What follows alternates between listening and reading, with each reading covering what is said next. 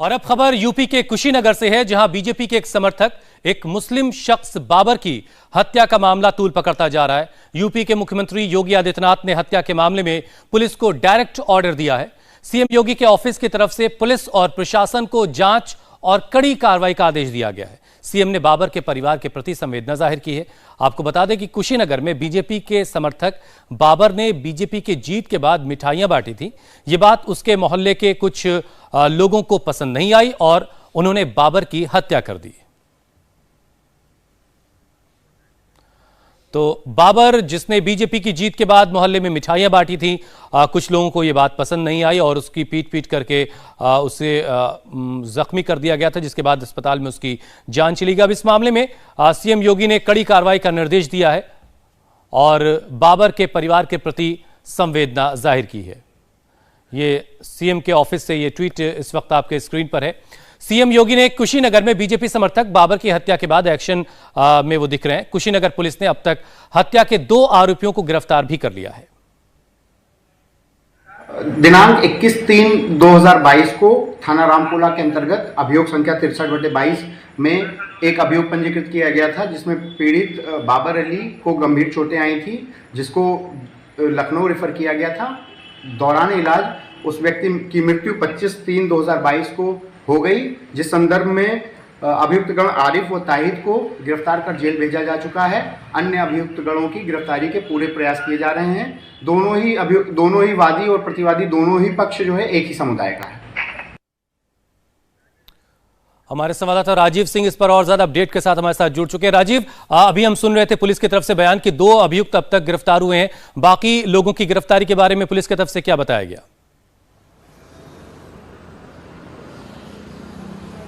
बिल्कुल, देखिए, कल इस पूरे मामले में कुशीनगर जिले के जो एसपी और एडिशनल एसपी, उनसे हमारी बात हुई। उनका कहना था कि घटना की जानकारी मिलने के बाद में इस पूरे मामले में कार्रवाई तत्काल शुरू कर दी गई थी। एफआईआर भी दर्ज की गई थी और जो पीड़ित व्यक्ति है बाबर, उसे सबसे पहले जिला अस्पताल में भर्ती कराया गया, लेकिन वहां पर डॉक्टरों ने उसकी स्थिति बेहद गंभीर बताई थी, इसीलिए लखनऊ रिफर किया गया था।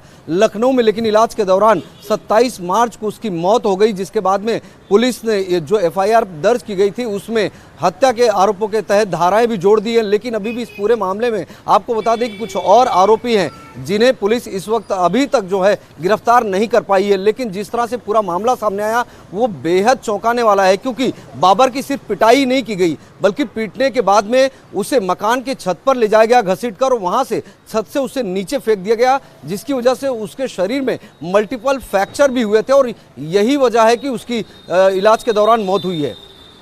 राजीव, एक बार पूरी घटना फिर से बता दें, क्या हुआ था? खबर यह है कि बीजेपी की जीत के बाद बाबर लोगों के बीच मिठाई बांट रहा था और इसी पर मोहल्ले के कुछ लोग इतना नाराज हुए कि उसको इतना पीटा कि उसकी जान चली गई।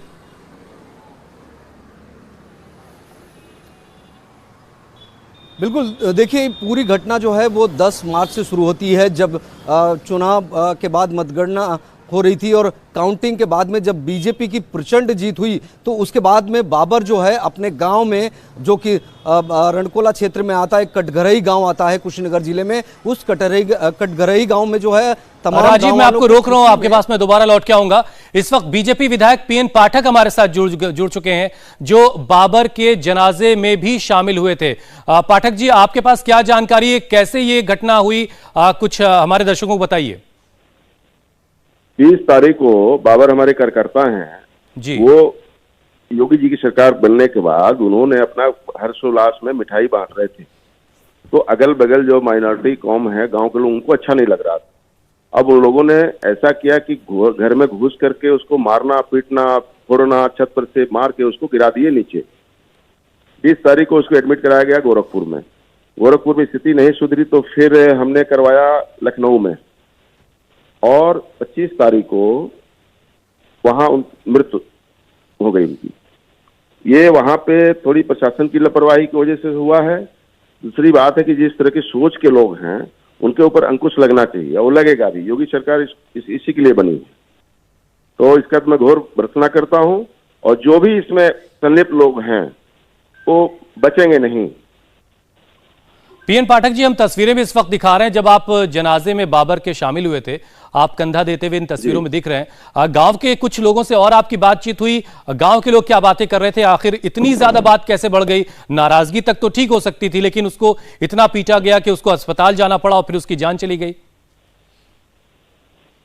ये कृत्य बहुत बुरा हुआ है और बाबर हमारे कार्यकर्ता थे ही, और उसको वहां के जो प्रधान हैं वो सब विपक्षी लोग हैं, उन लोगों को ये सूझ नहीं आया और इस तरह की घोर कांड किए हैं, तो बच्चे नहीं जाएंगे भाई साहब, इसमें बच्चे नहीं जाएंगे, कोई बचेगा नहीं। अब कई आरोपी अभी फरार बताए जा रहे हैं, उसके बारे में आपके पास कोई जानकारी है पुलिस की तरफ से कि कब तक सब गिरफ्त में आ जाएंगे? कहा कि एक दो दिन में लोग गिरफ्तार किए जाएंगे, बचेंगे नहीं कोई बीच में जो भी हैं। और पाठक जी, ये बाबर जो आपका कार्यकर्ता था जिसकी हत्या कर दी गई, इसके परिवार के लिए किसी तरह की राहत का भी कोई ऐलान होने वाला है क्या आप लोगों की तरफ से? बिल्कुल उसके राहत का ऐलान होगा। हमने बच्चों के पूरे परवरिश का जिम्मा मैं खुद ले लिया हूँ। मैं यहाँ भी लखनऊ भी था, जो भी उसकी चिकित्सीय व्यय थी मैंने सब व्यय किया है, पोस्टमार्टम से लगा करके सब कुछ करके वहाँ मैं कल वहाँ अंतिम संस्कार में उनके शामिल हुआ हूँ। जो भी व्यय होगा उसका सब मैं वहन करूंगा। कोई और बात जो आप बताना चाहें? और ये क्या कभी इस तरह की कोई और जानकारी पाठक जी आपके पास पहुंची कि बाबर जिस इलाके में रहता वहां पर इतनी ज्यादा आपस में खटास है कि उसके बीजेपी के कार्यकर्ता होने से भी बहुत सारे लोग नाराज हैं? कभी पहले इस तरह की बात सुनने में आई हो आपको? अब मुझे लगता है कि जो भी जानकारी होगी मैं आपको अवगत कराता रहूंगा। चलिए, बहुत बहुत शुक्रिया पीएन पाठक जी हमारे साथ जुड़ने के लिए। पीएन पाठक विधायक जो बाबर के अंतिम यात्रा में बाबर के जनाजे में शामिल हुए थे, उसकी मिट्टी को कंधा भी उन्होंने दिया था और वो कह रहे हैं कि उसके परिवार की मदद भी की जाएगी। और बाबर के परिवार की तरफ से क्या कहा जा रहा है इस पूरी घटना के बाद, उनको जरा सुन लेते हैं।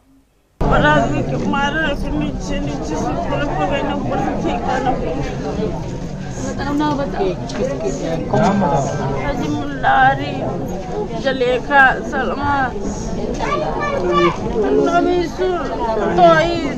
मुस्तकीम, किसका प्रचार कर रहे थे, किसके साथ? कितने दिन से प्रचार कर रहे थे? दिल बात से मर रहे हैं, जीत गए ना तो मिठाई। और यूपी सरकार के इकलौते मुस्लिम मंत्री दानिश अंसारी इस वक्त हमारे साथ जुड़ चुके हैं। दानिश जी, पहले तो शुक्रिया, आपने हमारे लिए वक्त निकाला। ये बाबर की मौत की खबर आप तक पहुंची होगी, आप और एक सरकार के मंत्री होने के नाते आप ऐसा क्या करने जा रहे हैं कि इस तरह की घटनाएं दोहराई ना जाएं, और बाबर के परिवार के लिए क्या कुछ हो रहा है? जी, सबसे पहले तो मैं उस परिवार को जिसने अपना बेटा खोया बताना चाहूंगा कि हमारे योगी जी उनके साथ पूरी ईमानदारी के साथ खड़े हैं। वो अपने आप को अकेला ना समझे, योगी जी को पूरी संवेदना है जो घटना हुई है। दूसरी ये बात कि ये बहुत दुखद घटना है और मैं परिवार के साथ पूरी संवेदना व्यक्त करता हूं, और जो भी दोषी है उसके ऊपर सख्त से सख्त कार्रवाई होगी, और ऐसी कार्रवाई होगी कि आइंदा से कोई भी अपराधी अपराध करने से पहले उसकी रूह कांप जाएगी।